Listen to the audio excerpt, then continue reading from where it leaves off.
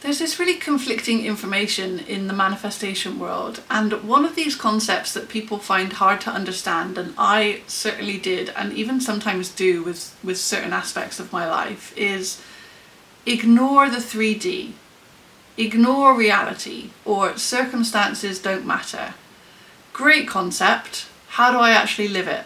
How do I actually embody that concept when reality is very much showing me that it does exist?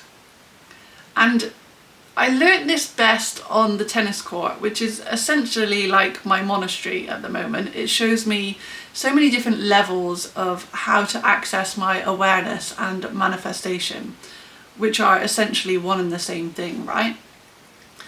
So for me, I am a good, consistent tennis player. I know where I'm hitting the ball, I know how I want to hit the ball, I know where I want to move the player so I can create space to shoot a winning shot. I know how to read the opponent's trajectory of their ball. I know how to read their intention when they are moving me around the court so that I can anticipate their next move. I am a good and consistent player, and yet sometimes I would rock up on court and be absolutely abysmal. And the reason why my level of tennis skill changed was not because my skill level changed, it was because I was allowing the circumstances or what reality was showing me to affect how I was playing or who I was, how I was identifying. So for example, if I was on court with players who were maybe less consistent, less intentional, it wasn't as easy to read their shots because they don't always know where they're putting them. Or I was on court with players who have a more aggressive playing style. Maybe they get more irritable, they're a lot more competitive. My level of tennis would change. The circumstances would affect how I was playing. And once I came to this realization, there was a moment of sort of almost irritation in me at myself for allowing the circumstances, the 3D reality, to dictate who it was that I was being, how it was that I was playing tennis. Once I recognized this, I made the decision that I was going to play at my 100% skill level, regardless of who was on court or what else was happening.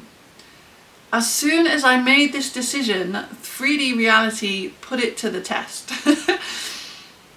I got on court the next day after making this decision, and I was playing with one of the more aggressive, irritable, critical players. And when I've played with them before, my tennis has gone down the pan because I've absorbed that irritation, that frustration, that judgment and critique, and internalized it, and thus played at a completely different level of skill. So now on court, I'm playing with this person, and my tennis is going swimmingly because I'm opposing this person, and then we switch partners, so I'm now paired with them, and they are who they are.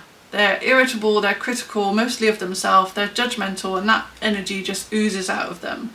And I literally see the accuracy of my tennis start to decline. It takes awareness to recognize when you are shifting states. And because I have this awareness, I recognized that my state was shifting. I recognized why it was shifting, because of the circumstances, because of this other person's energy. And I then made the decision that this was not up for debate. I literally said in my head when the narrative started chirping, this is not up for debate. I play at 100% regardless of who else is on court or what else is happening. And instantly returned back to that state of being of the consistent, skillful tennis player.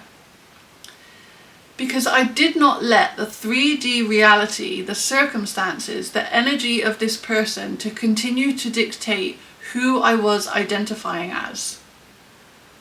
In the moment that I was identifying with his energy, with the circumstances, I was taking on the criticism, the judgment, the irritation, the tension, all of which change your level of play. And so it's not that I pretended that he didn't exist, because he very much did.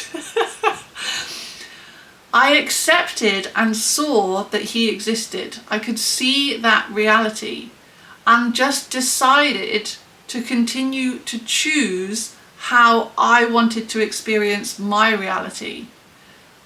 I did not continue to absorb the energy, the dictatorship of that reality. And interestingly enough, when I did this, his level of criticism and judgment and irritation started to decline. The next day I had a strength and conditioning class just before I was on the tennis court.